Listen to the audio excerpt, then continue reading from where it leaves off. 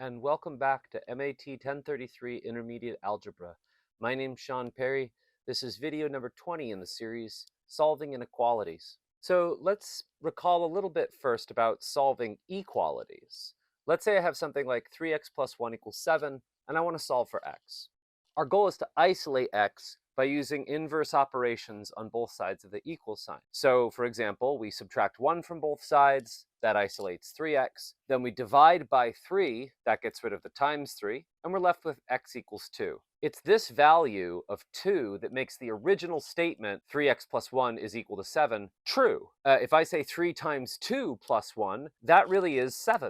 And any other value that I plugged in there wouldn't yield a true statement. Like, for example, maybe I plug in a 3. Well, that would give me 3 times 3 plus 1 is 10. If I said that was equal to 7, that would be false, because 10 is not equal to 7. Now, I want to complete a metaphor here between equalities and inequalities. So let's look at all the things that I'm going to do with inequalities, but for equalities. For example, graphing them. Now, I could graph an equality. I could graph the solution that we just got, but it would be kind of boring. It would just be the single point 2, right? Because only that value 2 makes the original statement true. We could also write these things with set notation, but this also looks a bit boring.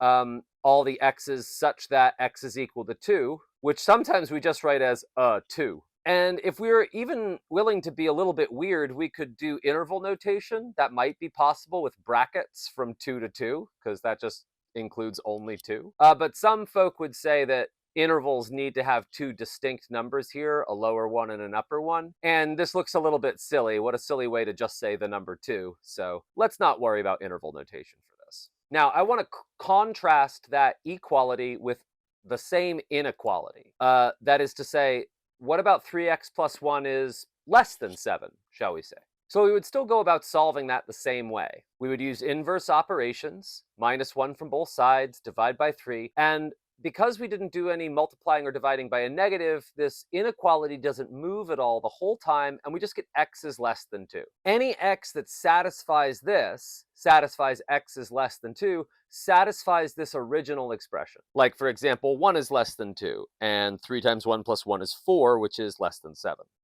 And any x that doesn't satisfy x is less than 2 won't satisfy the original expression. For example, 2 isn't less than 2, 3 isn't less than 2, and neither of those work out to be something less than 7.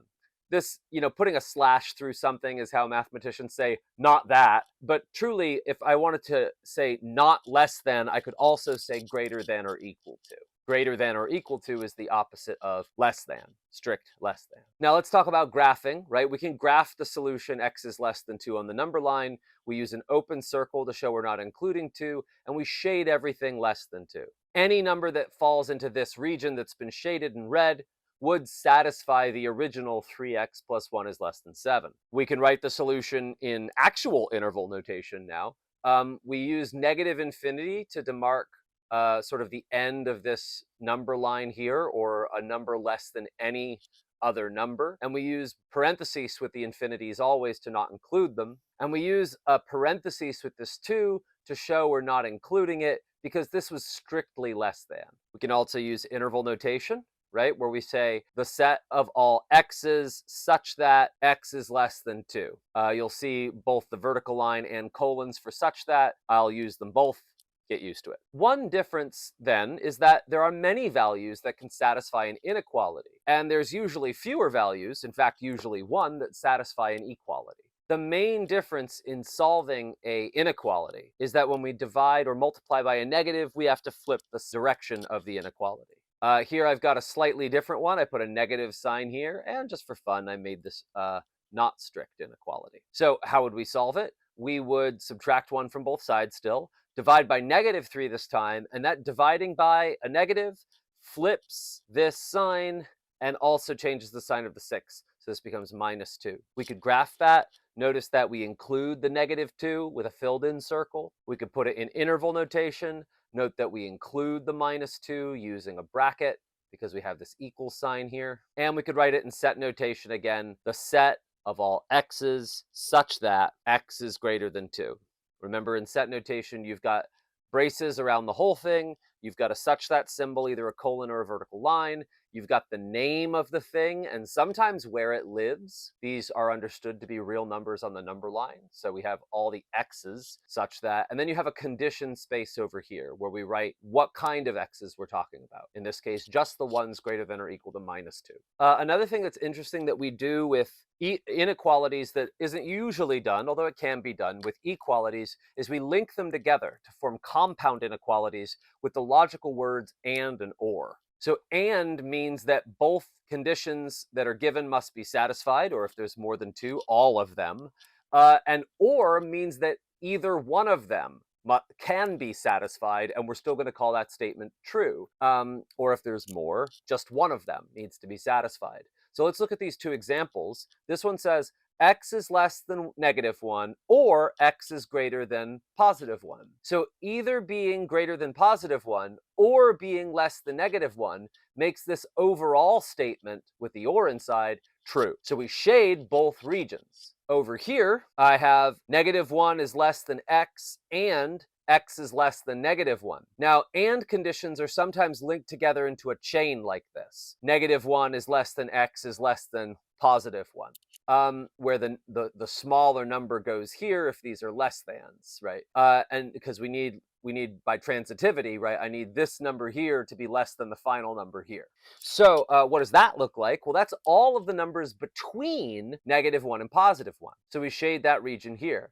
Now I need both the conditions. Normally, x is greater than -1 is this ray, and it just keeps going. But now this condition, x also has to be less than +1, stops it and says, well, no, not anything bigger than that. In fact, not one either. So just these ones in between. This is what or and usually look like. They usually look like two branches or maybe a single line segment, but they actually don't need to. Sometimes if we choose our conditions in a certain way, we get what are called like degenerate compound conditions. So in other words, either we make them so exclusive that nothing works, or we make them so permissive that everything on the number line works. Let's look at two examples of those. Consider this or condition. X is less than 1, or it's greater than -1. Can you think of any numbers that don't satisfy at least one of those? Correspondingly, I have x is greater than 1 and x is less than -1. Are there any numbers that satisfy both conditions at the same time? So any number will satisfy the or condition. Any number I choose, 0, greater than -1, 2, greater than -1, -4, less than 1. No matter where I pick on this line, it's going to satisfy at least one of these. And so the or condition is satisfied, and really I would just shade this entire line. If I wanted an interval, that's -infinity to +infinity. Likewise over here, I've made my conditions so exclusive that nothing works, right? There is no number that, because of this and condition, at the same time is greater than 1 and less than -1. If you are greater than 1, you are greater than -1. And that means you cannot be less than -1. So this second condition has the empty set as its solution set. There are no numbers which make this and condition true. So there is no interval. We would just give an empty set or no solution. Now let's look at a more normal compound inequality, not one of these degenerate ones. Especially with the and condition, it's very helpful to work in parallel, but you can do it for both. Let's start with an and condition one. So remember, these chains are intrinsically and conditions. This says 2x plus 1 is greater than 3 and 2x plus 1 is less than 5. Both are true. So what we can do, just like equality works on both sides of an equal sign, this one works on all three sides. We have a left, a middle, and a right. So we -1 from all three. Then we divide by 2 on all three. And I wind up with this chain of inequalities that says 1 is less than x, which is less than 2. We could graph that this way. We could give its interval. We could give it set notation. Now with or conditions, we usually don't write them in a chain because we still want transitivity to hold. So what we usually do is write them in two columns. And we could even give two completely different conditions. Let's say I said 2x plus 1 is less than 7, or 3x plus 4 is greater than or equal to 17. These might either one be true. So let's solve them both. -1, -1, I would -4, -4. Then I've isolated my x. Dividing off the coefficient, I get these inequalities. X is less than 3 or X is greater than or equal to 4. I could graph that this way. Keep in mind we want an open circle for strict inequality and a closed circle for non-strict inequality. If I wanted to write them as an interval, I'm going to need a union symbol to stitch together these two components. And if I want the set theoretic notation, I just write brace X such that, and then I write my conditions. X is less than 3 or X is greater than or equal to 4. End brace. All right, let's work on some praxis exercises for the day. I want you to solve this giant inequality. Don't be scared. You have all the skills to cover this. It just links together everything that you've learned in this video. So give it a shot. Pause the video at this time.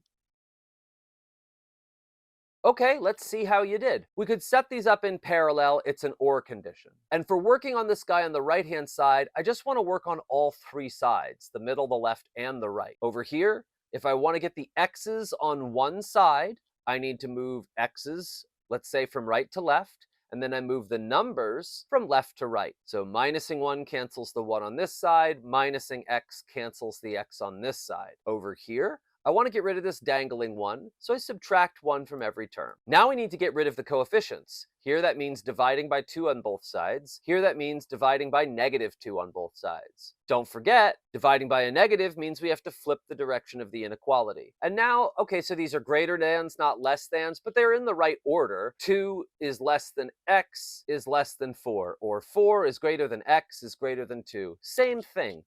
If it makes it more comfortable, we could reverse things and put the 2 over here. We just need to also make sure that's now a less than, so it still points in the same direction, opens away from the 2. All right, that's it. This is the answer. Either x is less than or equal to -2, or x is greater than 2 and less than 4. Let's see how to graph that. So here's my graph. Here I'm graphing this condition here, and here I'm graphing this condition here. Here's the interval notation. I have stitched together this ray with a union symbol to this interval from 2 to 4. Note the bracket, which shows the closed circle or the non-strict inequality, and the parentheses that show the strict inequality and the open circles here. Set theory notation is easy. This is the set of all x's such that x is less than or equal to -2 or x is greater than 2 and less than 4.